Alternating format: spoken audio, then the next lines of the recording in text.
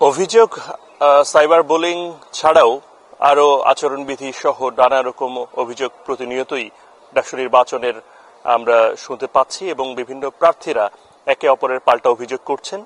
প্রশাসনের যে তৎপরতার কথা বলছেন, প্রশাসন সার্বিকভাবে অনেক ক্ষেত্রে পর্যবেক্ষণ দিচ্ছেন, অনেক ক্ষেত্রে আলাদা আলাদাভাবেও তাদের সঙ্গে আলাপ করছেন। আসলে বিভিন্ন পক্ষ বিভিন্নভাবে বিভিন্ন জায়গায় যে প্রচার প্রচারণা চালাচ্ছেন, তাতে করে সবকিছু যেন সহনীয় পর্যায়ে থাকে, সেজন্য বারবারই একটা সতর্কতামূলক যে পরামর্শ কিংবা বিভিন্ন ক্ষেত্রে বলা হচ্ছে, সেই জিনিসগুলো প্রশাসনের পক্ষ থেকে করা হচ্ছে। কিন্তু এর বাইরে গিয়ে আজকে আপনি জানেন যে ছুটির দিন এবং আমরা দেখতে পাচ্ছি যে নির্বাচনের যে পরিবেশ বা প্রচার প্রচারণা অন্য দিনগুলোর চেয়ে আজকে একটু কমই মনে হচ্ছে সকালের দিকটাতে।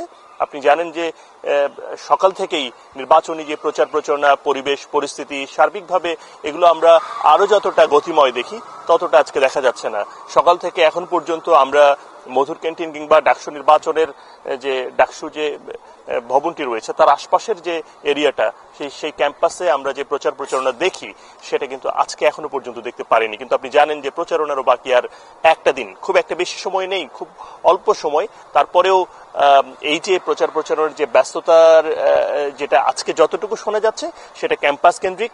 এছাড়া আমরা দেখতে পাচ্ছি যে কিছু কিছু প্রার্থী যারা স্বতন্ত্র, যারা এককভাবে দাঁড়িয়েছেন, তারা হয়তো বিভিন্ন বিষয় নিয়ে তাদের যে ইশতেহার বা এগুলো জনসম্মুখে আনতে চাচ্ছেন। কিন্তু আপনারা জানেন যে নির্বাচনের যে প্রচার প্রচারণা শুরু হওয়ার পর থেকে এখন পর্যন্ত আমরা যে বিষয়টা দেখেছি যে অন্য মানে ভিপি, জিএস, এজিএস এই প্রার্থীগুলো যতটা প্রচার প্রচারণা করেছেন ঠিক ততটা প্রচার প্রচারণা করতে মানে করেছেন অন্য পক্ষও, কিন্তু ততটা মিডিয়া কিংবা গণমাধ্যমের সামনে আসেননি অন্য প্রার্থীগুলো। তো সেই বিবেচনায় অন্য যে প্রার্থীগুলো রয়েছে বিভিন্ন পদে, সেই প্রার্থীগুলো এখনো কিছুটা তৎপরতা চালাচ্ছে, নির্বাচনী ইশতেহার কোনো কোনো ক্ষেত্রে ঘোষণা করছে। আমরা সেসব কভারেজ করছি, আশা করি সামনের যে খবরটাতে সেটাতে আরো ভালো খবর জানাতে পারবো।